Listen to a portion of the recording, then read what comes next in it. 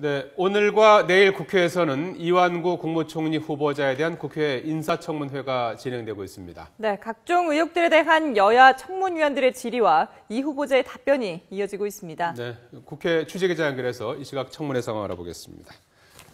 자, 김홍래 기자. 네, 국회에 나와 있습니다. 네, 자, 오늘 오전부터 청문회가 시작이 됐는데요. 자, 오후 청문회 시작됐습니까? 네, 이완구 국무총리 후보자에 대한 국회 인사청문회, 지금은 잠시 정회 중입니다. 2시 반부터 오후 청문회가 재개될 예정입니다. 오전 청문회에서는 이 후보자에 대한 병역 기피 의혹이 집중 제기됐습니다. 부주 상골이라는 발 부위에 병을 앓고 있는 상황이었지만 엑스레이 촬영 장비가 없는 지방에서 신체 검사를 받아 현역 판정을 받았고, 장비가 갖추어진 대전에서 재검을 받아 보충력 판정을 받았다는 게 그동안 이 후보자의 설명이었습니다. 하지만 야당 의원들의 주장은 이와는 정반대였습니다. 새정치연합 진선미, 진성준 의원 등은 병적 기록표 등을 보여주며 71년에는 최첨단 장비를 갖춘 서울의 수도 육군병원에서 신검을 받았고, 75년에는 충남 초등학교에 있는 작은 이동시설에서 재검을 받았다는 겁니다.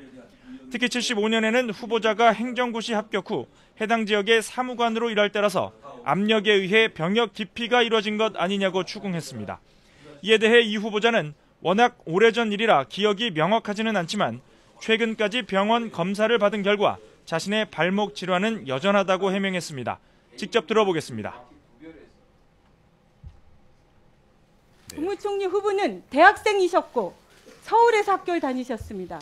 그래서 서울에 주소가 있었기 때문에 첫 번째 신검에는 가장 첨단 시설에서 제대로 엑스레이를 통해서 검사를 받아서 정상으로 나오신 겁니다. 75년에 홍주에, 그것도 초등학교, 국민학교에서 신체 검사를 받아서 갑자기 정상으로 됐던 그 신체 검사의 결과가 후보자가 행정고시에 합격하고 고향인 홍성의 사무관으로 와서 그 홍성의 병무청에 가서 신체 검사를 받으니까 그런 지위와 배경이 작용했지 않았느냐?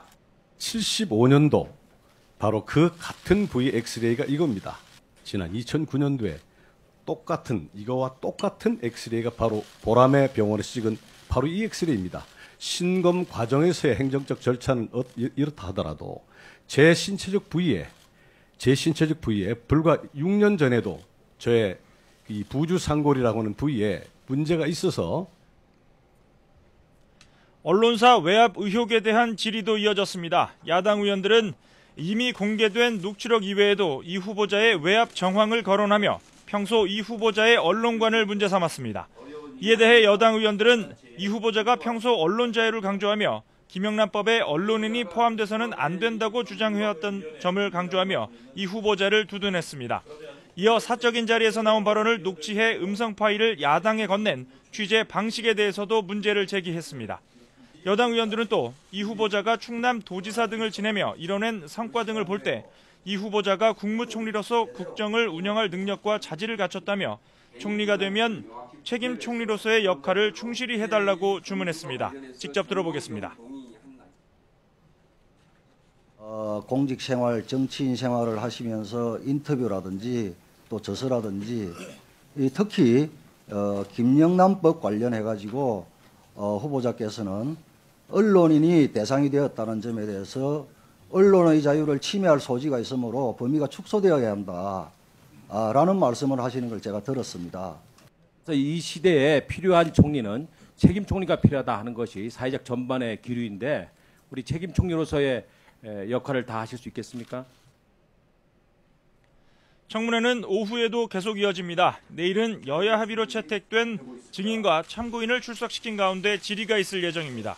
이틀 동안의 청문회가 차질 없이 끝나면 여야는 인사청문 경과 보고서 채택 여부를 논의할 예정입니다. 하지만 보신 것처럼 워낙 쟁점이 많아 보고서가 채택될지 또 예정대로 오는 12일 임명동의안 처리를 위한 본회의 표결이 이루어질지는 아직 불투명합니다.